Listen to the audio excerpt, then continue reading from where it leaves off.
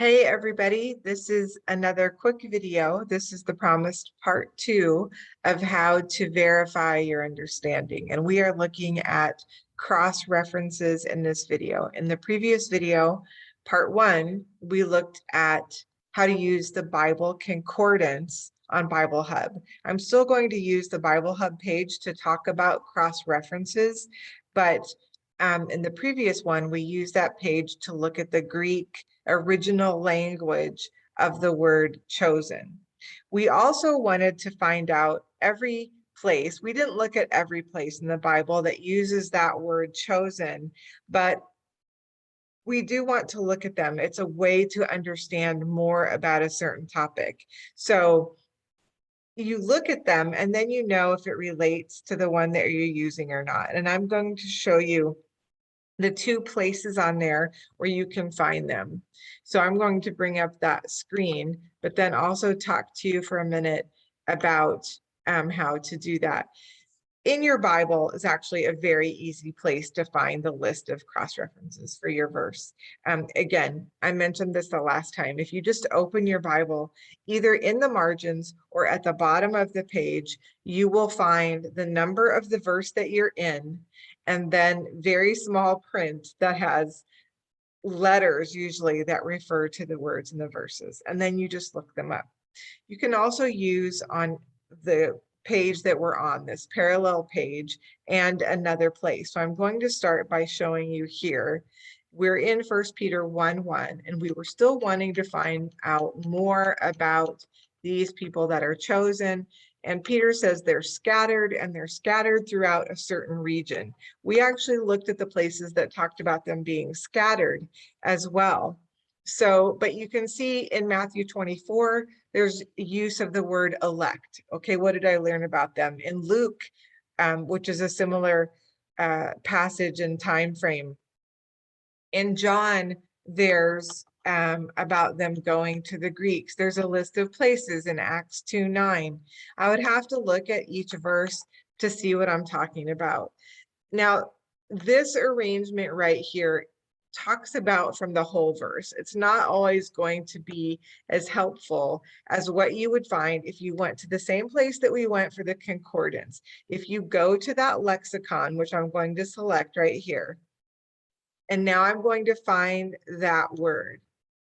So I'm going to scroll down this section. Now, if I wanted to look at the word scattered, I would actually click on that word and I'd get a certain list of verses. Maybe we'll just do that once here. And you can find out what it actually means. Maybe you hear people use this word, the diaspora. People talk about this when the Jews were scattered. And so that's the actual Greek word. And now we can see here are more verses that talk to me about what that means. And there's not a lot of them in the Bible, so it would be very easy to go through those. We did that. But let's also look back at our word chosen. So back on the bottom, I remember that's where it was. Oops, I went too far. Okay, there's my word for chosen, eklektos. And now I'm going to scroll back down to the definition. Now, depending on the word you have, there could be hundreds of other cross-references, which is why you do want to start very specific to where your verse was. So I see that there's a gathering of them right here. This would be an excellent place to start to see what you learn. I know, for instance, 1 Peter 1:1 is the one that we're in. I know that there's a verse further down in 1 Peter 2:9 right here. Well, in the same chapter is always a great place to start, in the same book of the Bible, I mean. So let's look at that one. And this is one of the other pages. This will take you to the list of I think this is the interlinear Greek. That's not what we want. I can either go to parallel, which will show me all the versions, or I could go to a chapter. A lot of times I just go to the chapter here so I can see the verse in context, but we'll just do it right here. This is from the Berean Study Bible, so don't always use it, but you can see that this is talking about a stone of stumbling and a rock of offense, But you are a chosen people, a royal priesthood, a holy nation, a people for God's own possession, to proclaim the virtues of him who called you out of darkness into his marvelous light. This is a great verse. And as I told my class, this verse is really why we're studying First Peter, because we kept going to this verse when we were studying Isaiah, and it really drew my attention to the book of First Peter. So I'm going to go ahead and go to one of the versions that I'm used to. And when I see it here in the New American Standard, I can see the same verse, but I also see that it's capitalized in the middle there, which tells me that it is also a quote. It's a quote from another place in scripture. And since I'm looking at cross references here, I actually see it over here in Deuteronomy. So that just gave me a lot of information in that one place. So that's just an example in what you would do. If you're studying on your own, you would want a notebook or a place to keep these. So that actually took me back to that word instead. So there's a lot of hopping around going on here. I'm not in very good order, organized here. We'll go back to this definition. There we go. You would just want to list them and write them. Again, we're in a book that's given us a place and a list of verses to look up. And so we have a place to write them. When I'm studying on my own, I would just have a notebook where I was listing them. I would list the ones that were most pertinent or relevant to what I was studying. So let's pick one of these two, and then we'll call it a day.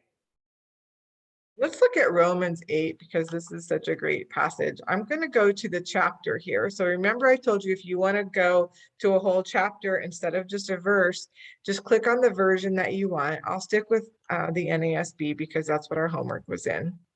Romans 8 is a great chapter. And I know the verse that they wanted me to look at was in 8:33. Last week when we read these in class, we read further because they were so good. But the verse that we have was 8:33. Who will bring charges against God's elect? God is the one who justifies. Who is the one who condemns? Christ Jesus is he who died, but rather was raised, who is at the right hand of God, who also intercedes for us. Who will separate us from the love of Christ? Will tribulation or trouble or persecution or famine or nakedness or damage or sword? And you could keep going. We already saw that this was a great passage for us because it relates to other things that we already know Peter's going to talk about in the chapter that we're in, like tribulation, trouble, and persecution. So we can talk about what it means to be elect or what it means to be chosen because of what we see here. And really, that's as simple as it is. That is how I would use Bible Hub to do that if I wasn't looking at my Bible, or if I wanted to double check and see if maybe Bible Hub listed more than my Bible did. They're all different versions and sometimes have different focuses. So you won't always find the same list. And even our homework gave us a different list than what was here altogether. So what I meant to do when we were at the end of the other video was give you a practice assignment. One of the other words that we have to look up or did look up is the word hope. So if you continue on in First Peter, if you read First Peter verse 3, you'll find that we were born again to a living hope. And hope is a great word to know all about. So if you're working on your own, if you're not one of my students who's just watching this for review, but you're working on your own, look up the word hope and see what you learn about it in the concordance, and then look at cross references. Now, there'll be a lot of cross references about the word hope, so you might want to narrow down your focus, but it's a great word to learn a lot about. You could look at it in the Hebrew too. It's very interesting in the Hebrew. So going back to the study of Ruth and Kinsman Redeemer, one of my favorites. So there's a practice assignment for you. Again, let me know in the comments if this works for you or what you think about it. Also, again, on this video at the end, I will link my original back on from more than a year ago when we were studying the peace of God. I have another video on cross-references and verifying our understanding. So I will share that with you. And Hope your homework's going well. Let me know how you're doing. All righty, bye-bye.